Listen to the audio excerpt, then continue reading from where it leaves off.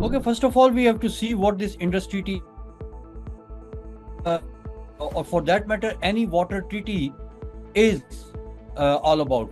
Basically, a treaty is needed for the lower riparians because upper riparian can do whatever he or she wants with the waters because they are under his or her control. But for the lower riparians who are dependent on the actions of upper riparians, the treaties are signed in order to protect the rights of lower riparians.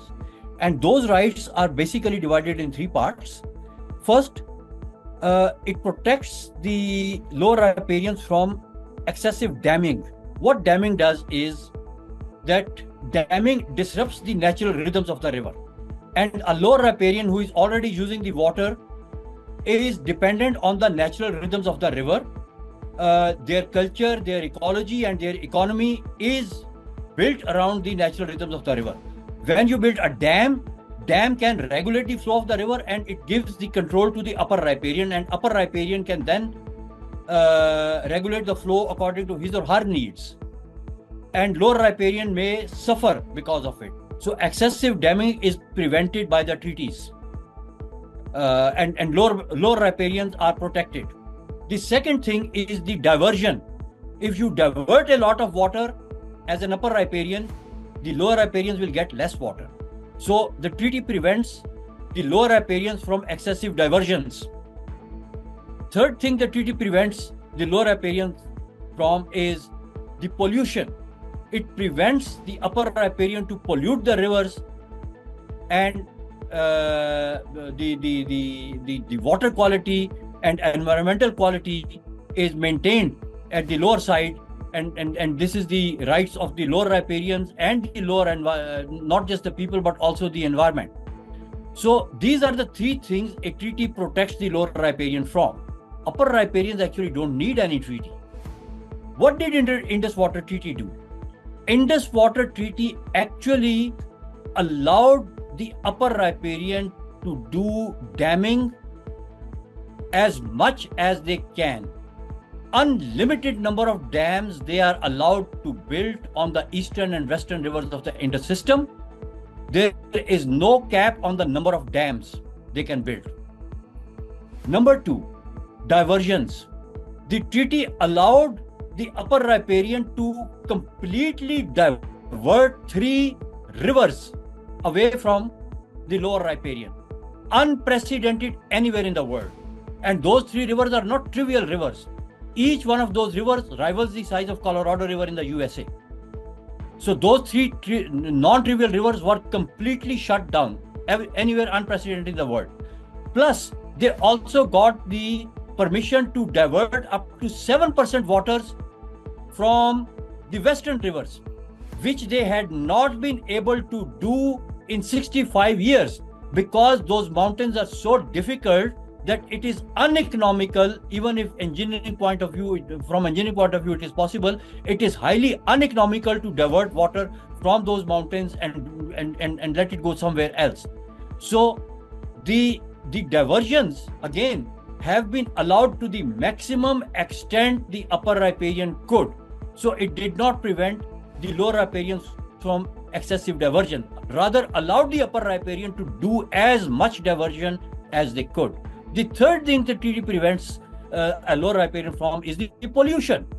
And in this treaty, the upper riparian was allowed to let 4 wastewater drains flow into the rivers of Pakistan, back into the landscape of Pakistan. Those 4 drains are Fazilka drain, Udyara drain, Shah Salman drain, and Kasur drain. And also the treaty allows the upper riparian to further discharge wastewater into the empty beds of Ravi and Satluj rivers. So and there is no cap on the quality of the pollution which is coming in those drains, nor the quantity of those the quantity of pollution or polluted water. And even the treaty mandates the lower riparian to maintain the drains so that the filth keeps coming in, the pollution keeps coming in. Consequently, our Rivers have been polluted to the extent that all those pollutants have become part of our food chain. Go to South Punjab in Pakistan and see there are young children who are suffering from stomach diseases, liver diseases, heart diseases because of the pollutants, heavy metals, toxins, agriculture, pesticides, herbicides, arsenic, untreated sewerage, untreated municipal waste, everything completely untreated is coming into Pakistan. And because we have signed the treaty, we can't say a word about it. Our children are dying for the last 65 years. This is the time we should welcome this gesture of India. We should take advantage. We should do our own interpretation of this suspension. I think by now, one of our teams should have been sitting in The Hague and should have been filing a case that this is the time when India has suspended the treaty. We are no more obliged to take that pollution. We are no more obliged to forego our rights that we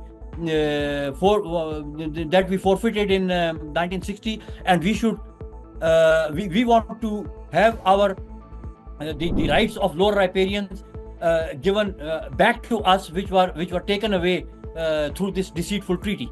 So we should have been in The Hague already, and we should have been damming those pollution drains right now.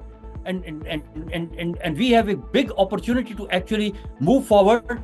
We should be proactive. We should not wait for anybody interpreting this so-called suspension for us. Treaty does not contain the words of suspension.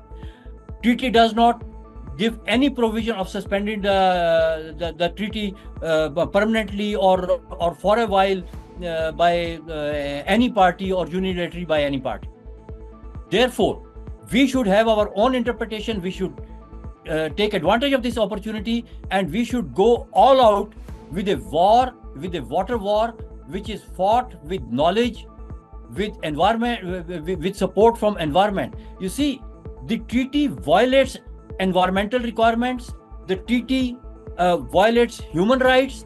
The treaty violates most of the things which are today in today's global mind, which are part of the sustainable development goals. So we should package our case according to the current global mind, and we should move forward with the with this opportunity, and we should be proactive rather than wait for them to tell us that, okay, this is what the suspension mean and this is what now you will do and stuff. Let's take the leadership role ourselves, and let's move forward, and let's also bring everything to the global stage.